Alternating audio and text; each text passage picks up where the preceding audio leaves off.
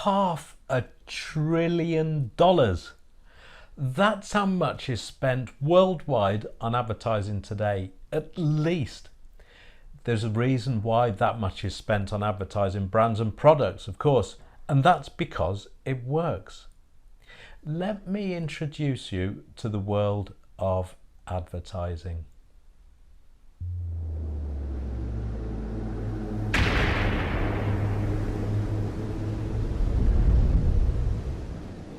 You'll be surprised to discover that advertising has a longer history than you actually think. It goes back a long way. Believe it or not, even before Christ was born, the Egyptians were using papyrus paper to create posters selling products. And advertising messages have also been found in the ancient ruins of buildings in Greece and Rome dating back more than 1,000 years. Here in Europe, the Middle Ages also saw some growth in advertising methods, albeit slow at first. Because many of the people lived in these times weren't able to read, images were used instead of words, the first type of ad seen on this continent. So, for example, instead of a sign with the word blacksmith, traders would use an image of a horseshoe. And a cobbler would do the same, use an image of a shoe instead of a sign saying cobbler.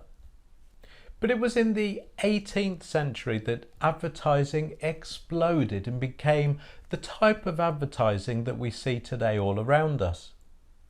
There was one thing that changed everything: the invention of the printing press. When the early newspapers started rolling out of the print factories, people realised that it was a fantastic way of getting their messages heard. At first, it was mainly books and magazines that were advertised, but then the medical world jumped on the bandwagon thanks to the massive growth in medicines, which were highly sought after. But this created a bit of a problem. Anyone could advertise anything, and manufacturers were making ridiculous claims about their products that were nothing more than big fat lies. People were being scammed out of their hard-earned money on dodgy products that didn't work because there was no one overlooking advertising. So it wasn't long before advertising became regulated, thanks to the many quack adverts and false advertising appearing in newspapers. From there on, advertising became big business. In the 19th century, Thomas Barrett, the father of modern advertising, began working on an ad campaign that was designed to boost sales of a product that we're all still very, very familiar with, at least if you're a certain age like me.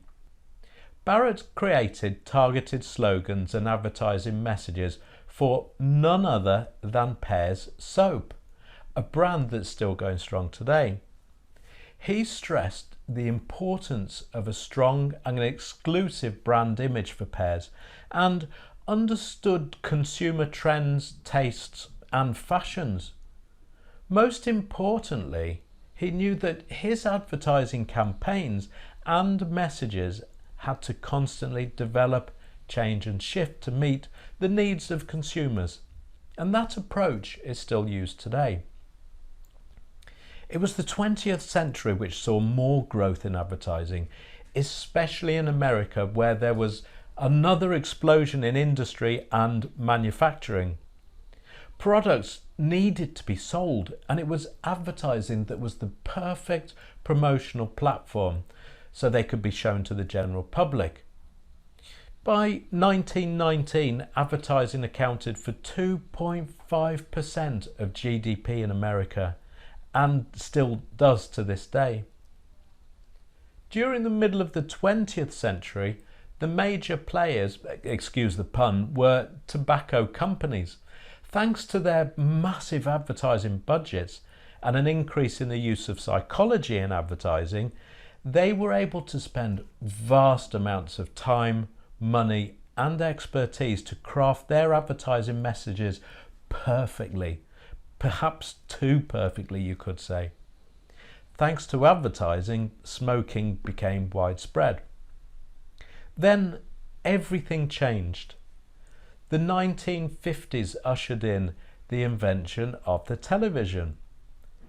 Anyone that's familiar with the earlier TV broadcasts were considered quite lucky. Here in the UK, we only had a couple of TV channels in the 70s, BBC One and BBC Two, if I remember correctly. Because the BBC were, and still are, a public service broadcaster that operates under a royal charter, we weren't bombarded with advertising, even though we are now on the hundreds of other channels. But over in the US, TV network Dumont saw an opportunity to make money from advertising. Rather than having sponsors for individual programs, which wasn't very successful, they started the modern practice of selling blocks of advertising time to multiple businesses. Although there has been a recent resurgence in sponsorship of individual programs, that practice of having advertising breaks is a successful model that's still used today. Bringing you up to date with modern times here. Now, of course, we have the internet, which is an absolutely fantastic platform for advertising because it's incredibly easy to reach consumers, and it also provides businesses with the ability to measure the performance of a campaign in real time. No other advertising medium was able to provide this. No wonder why the second most popular medium today for advertising is online. And with 20% of global ad revenue spent on advertising on digital media, it just goes to show how explosive this has become. But let's talk about advertising itself for a moment. Advertising can be classified in a variety of different ways depending on the style, the purpose, the target audience, and even the geography. Today, advertising can be split into different ways: TV, digital or online, mobile, print, which includes newspaper, magazines, flyers, for example, outdoor, radio, cinema being the most popular types. All of them have one particular purpose: to convey a message to a segment of an audience. Sometimes that segment can be huge and reach millions of people all at once, such as a TV advertising campaign during the World Cup. Other times the segment is small and niche, such as advertising in a small local newspaper. As you probably know, advertising is usually split into two different audiences: consumers, also known as business to consumer or B2C, and businesses, also known as business to business or B2B. But in both audiences, the purpose is the same: to either create awareness of a product or service or to elicit an immediate sale. In other words, to either build a brand or to sell products. Of course, it can get more complex than this, but these two objectives are the most common reasons for advertising. When it comes to the medium used to advertise, well, there are many different places that you can advertise. Printed flyers, TV and radio ads, magazines, the sides of public transport like buses, posters, banner ads, t-shirts, business cards, in-flight ads, stickers, airplane banners. The list is almost never ending, and the only limit is your imagination and creativity. And of course, there's one particular favourite advertising method: sales promotions. These include activities such as special deals, coupons, loyalty schemes, product giveaways, contests, that sort of thing. Whatever method and platform you choose to advertise your products and services, I'm going to repeat the two primary objectives that you want to achieve: to either build your brand or to sell products. Now, if you think that you can just go out there and advertise wherever you want, in any way you want, you can't. You must ensure that you comply with the regulations surrounding advertising. Here in the UK, the advertising industry is heavily regulated by an organisation called the Advertising Standards Authority, also known as the ASA. and there are restrictions to what you can advertise and how you do it. For example, you can't just go and advertise alcohol, tobacco or gambling ads without being absolutely sure that you comply with the regulations set out by the ASA.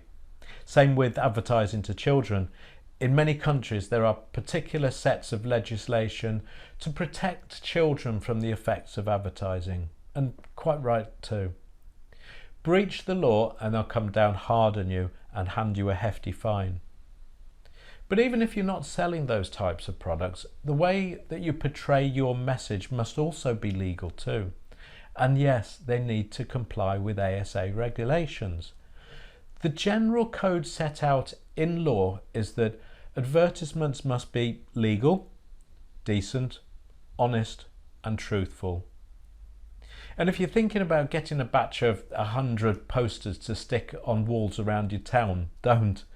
In the UK, the display of billboards is highly regulated and you risk being fined up to £2,500 if you don't get consent by the relevant authorities. In short, you can't just go and do whatever you want in advertising. Stick to the laws and you'll be fine. Break them and you'll be fined. To round things up, I'll summarise this introduction into advertising. Advertising is a marketing strategy that's used to promote or sell a brand, a service, a product, or even an idea. You're able to advertise on many different types of media, including on the web, TV, radio, mobile phones, direct mail, and many other different platforms. Whether you're a new startup or an established business, you need to ensure that advertising is a significant part of your marketing strategy.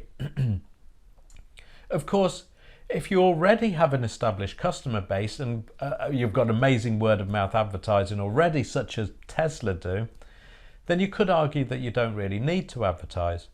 But for the rest of us in business, it's important that we do, because we need consumers to become aware of our products and our businesses themselves. We need sales, and one of the best way of getting those sales is to advertise. That's the reason why $500 billion is spent each year on advertising. It's because, well, it works. Advertising, it's an enjoyable and successful way of getting your products in front of your future customers. So go ahead and try it, with our help and guidance, of course, through the Rainmakers. Dig deep into the advertising tutorials that have been created for the Rainmaker members and put into practice some of the knowledge, skills and techniques that have worked so well for us during our longish careers. So good luck and go for it.